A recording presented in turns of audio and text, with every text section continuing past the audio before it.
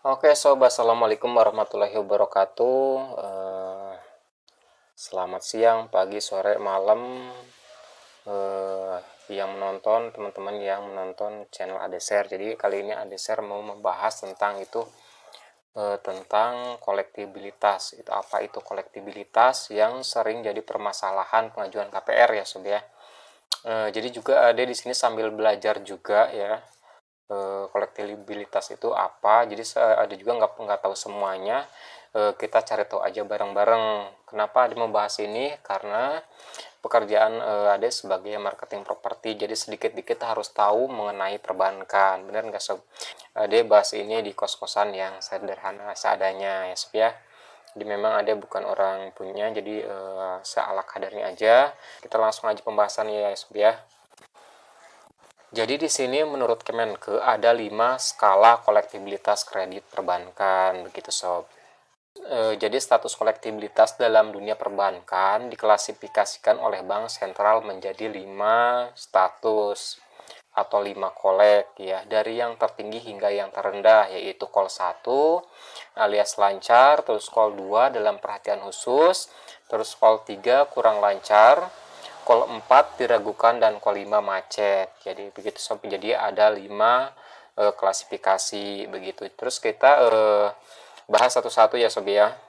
Sesuai dengan peraturan otoritas jasa keuangan, kolektibilitas kredit perbankan dapat diuraikan yaitu satu lancar. Jadi kalau satu lancar atau satu dengan tagger lancar adalah status kolektibilitas tertinggi yang tergolong performing loan atau sedang melakukan pinjaman tapi lancar, dan ditandai dari riwayat pembayaran angsuran bunga atau angsuran pokok dan bunga kredit tiap bulannya tepat atau kurang dari tanggal jatuh tempo pembayaran bulannya tanpa celah gitu sob. Jadi kalau satu itu mempresentasikan karakter atau watak yang baik debitur. Jadi si konsumennya itu nyicil itu nggak ada kendala, lancar, sebelum tanggal jatuh tempo dia udah bayar. Jadi tidak ada tunggakan serta sesuai dengan persyaratan kredit begitu sob. Terus yang kedua, call 2 ya. Jadi kita lanjut ke kolektibilitas 2, yaitu dalam perhatian khusus. Nah, kolektibilitas 2 itu dalam perhatian khusus. Jadi call 2 atau kolektibilitas dengan tagar dalam perhatian khusus yang populer dalam dunia perbankan disingkat DPK begitu. Merupakan status kolektibilitas yang tergolong performing loan begitu, yaitu dalam perhatian khusus ya sob ya, dimana ditandai oleh keterlambatan membayar. Nah, jadi kalau 2 itu dia itu terlambat membayar. Jadi misalnya ada kredit mobil, motor itu dia telat gitu. Jadi melebihi tanggal jatuh tempo sampai dengan sekurang-kurangnya 90 hari. Nah, jadi sekurang-kurangnya sampai 90 hari itu masuk ke call 2 ya sob ya.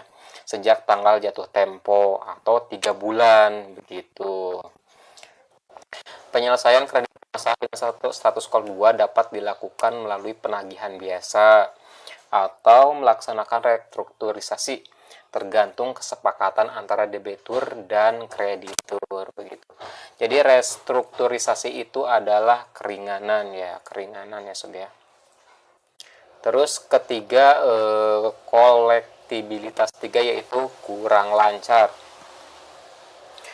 Kol 3 atau kolek 3 dengan tagar kurang lancar merupakan status kolektibilitas debitur yang terlambat membayar lebih dari 90 hari. Nah, kalau misalnya kol 2 itu sekurang-kurangnya 1 sampai 90 hari, tapi kalau kolektibilitas 3 itu lebih dari 90 hari ya sob. Jadi kol 3 itu kurang lancar begitu. Kol 3 atau kolektibilitas 3 dengan tagar kurang lancar merupakan status kolektibilitas debitur yang terlambat membayar lebih dari 90 hari sejak tanggal jatuh tempo bulanannya sampai dengan sekurang-kurangnya 120 hari atau 3 sampai 4 bulan lamanya debitur menunggak pembayaran pokok dan atau bunga antara 91 sampai 120 hari begitu. Jadi apabila memungkinkan debitur untuk mampu membayar kewajibannya restrukturisasi dapat dilaksanakan. Jadi restrukturisasi itu adalah keringanan pembayaran cicilan pinjaman di bank atau leasing. Jadi apabila konsumennya masih memungkinkan debitur untuk mampu membayar kewajibannya ya, jadi masih diberikan keringanan oleh pihak bank atau restrukturisasi begitu sob. Terus yang keempat yaitu call 4. Nah, call 4 itu statusnya diragukan sob. Call 4 atau kolektibilitas 4 dengan tagar diragukan merupakan status kolektibilitas yang menandakan keterlambatan membayar melebihi 120 hari. Jadi lebih dari 4 bulan ya sob ya. Kalau tadi sampai 4 bulan, 3-4 bulan kalau kolektibilitas 3, tapi kalau kolek 4 itu lebih dari 120 hari sejak tanggal jatuh tempo bulanannya. Atau maksimum 4 bulan ke atas. Nah, jadi 4 bulan ke atas itu jadi masuknya ke kolektibilitas 4 atau diragukan ya sob ya. Debitur menunggak pembayaran pokok dan atau bunga antara 121 sampai 180 hari. Pada tahap status kolektibilitas ini, bank sudah harus mengambil asumsi angsuran pokok dan bunga kredit tidak terbayarkan dan bersiap mengambil kesimpulan penyelesaian kredit bermasalah melalui pelelangan agunan sesuai pasal 6 Undang-Undang Nomor 4 tahun 1996 tentang hak tanggungan atas tanah beserta benda-benda yang berkaitan dengan tanah begitu. Pada tahap ini secara manual kolektibilitas 4 dapat digeser ke call 5. Nah, jadi udah lebih dari 120 hari itu digeser ke call 5. Call 5 atau kolektibilitas 5 dengan tagar macet merupakan kolektibilitas terendah yang tergolong non-performing loan. Nah, non-performing loan itu lupa gue juga. Jadi non-performing loan itu pinjaman bermasalah. Nah, pinjaman bermasalah. Call 5 atau kolektibilitas 5 dengan tagar macet merupakan kolektibilitas terendah yang tergolong non-performing loan atau NPL atau bermasalah ya angsurannya begitu.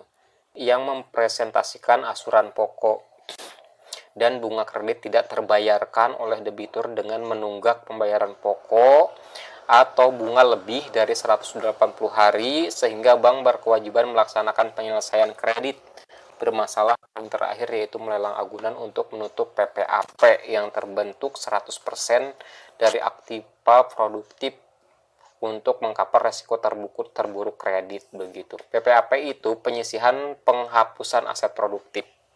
Status kolektibilitas call 5 atau kolek 5 lebih populer dengan sebutan kredit macet.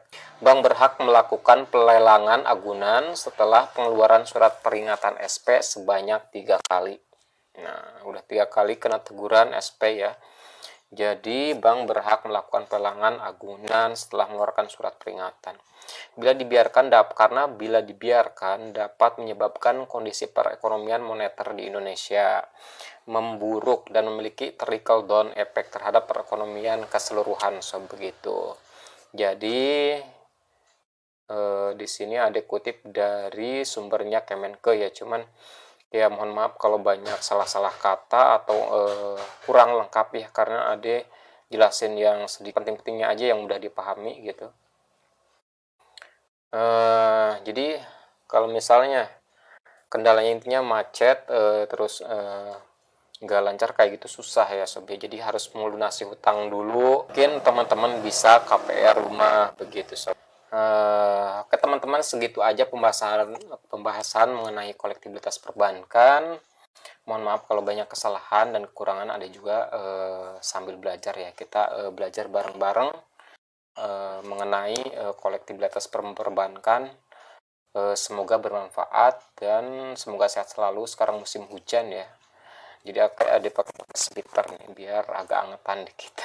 Oke sob, segitu aja, sampai jumpa di video berikutnya. Semoga sehat selalu. Bye.